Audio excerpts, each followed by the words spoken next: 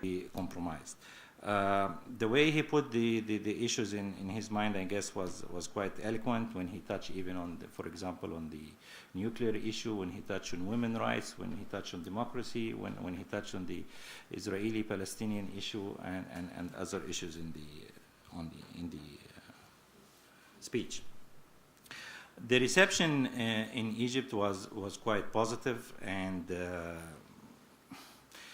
maybe unless one or two parts when he referred to the Copts in Egypt, and even some major Coptic figures were not very happy the way he put it. But after all,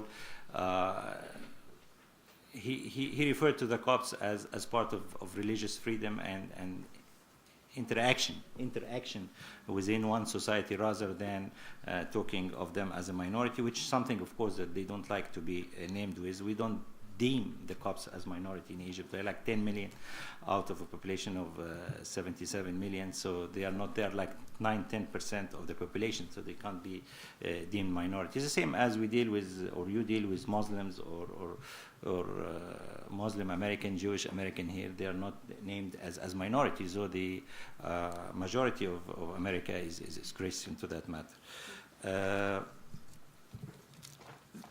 The most probably important thing after the speech is that how people, especially maybe in Egypt, let me speak on Egypt, would foresee or perceive the speech.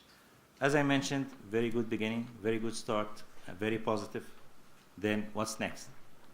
It's very important that the president had made that speech at the very beginning of his first term. So he has much of a time to do what he promised to do or what he intended to do. And people think, okay, let's wait and see what action President Obama can bring either to the Egyptian-American relation, to the Middle East crisis, to the relation in general with the Muslim world. I mean, it has to be also recognized that most of the problems that arose in the past between, I would say, the Muslim world and the West and America is not necessarily a religious issue. It has never been a religious issue. It's more of a political issue. And religion was used probably by people on both sides of the aisle to characterize the divide or to characterize the differences. So the crux of this is the Arab-Israeli conflict, whether we like it or not. So I don't think that anyone in the West had a problem with a Muslim Indonesian or with a Muslim Nigerian or a Muslim in Central America. But maybe people would think when they talk about the Muslim world of Muslim in the Arab world. So, but it was characterized mainly as a Muslim world, which is a very large definition of people around the world. So the president, again, as we all witness, is focusing and concentrating on the Palestinian issue to give it a start. He's trying to take it from where the previous administration left it. We all know that the Bush administration during the last year, especially Secretary Rice, put much effort in trying to move forward. Then there are even reports coming out that apart from what that administration was trying to do, there were some kind of understandings under the table contrary to the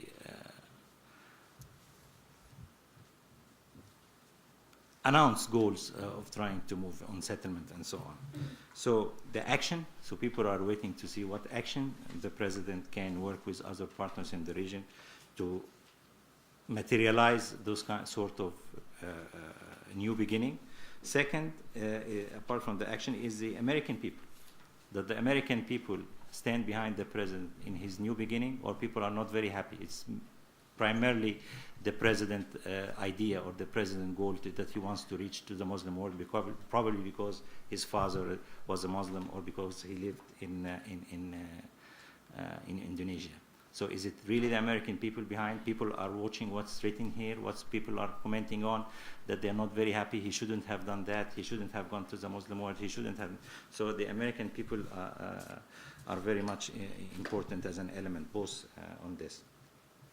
The third issue I'd like to touch upon very briefly is the cultural bridge. It is very important to look into this speech as part of a cultural bridge between Muslim world, or again, part of the East world and the West to that matter. and also the mutual respect. And it's very important, again, that President Obama indicated that it's not only mutual respect that he's concerned, but also mutual interest. So he was going to Cairo to speak also for the American interest. So he's not doing this as part of a public relation exercise, but also to secure American interest on the long term. Nadia mentioned that he cited verses of the Quran several times. I guess he was quite eloquent even in citing verses in the Quran that in the Quran itself, those verses were citing previous religions. So it is sort of culture, the bridging the culture and bridging among religion, that he cited verses in the Quran, they cited verses in Talmud and other words. So it was very interesting to listen to that, and I'm sure those who helped him with the drafting were very clever in doing that. Finally,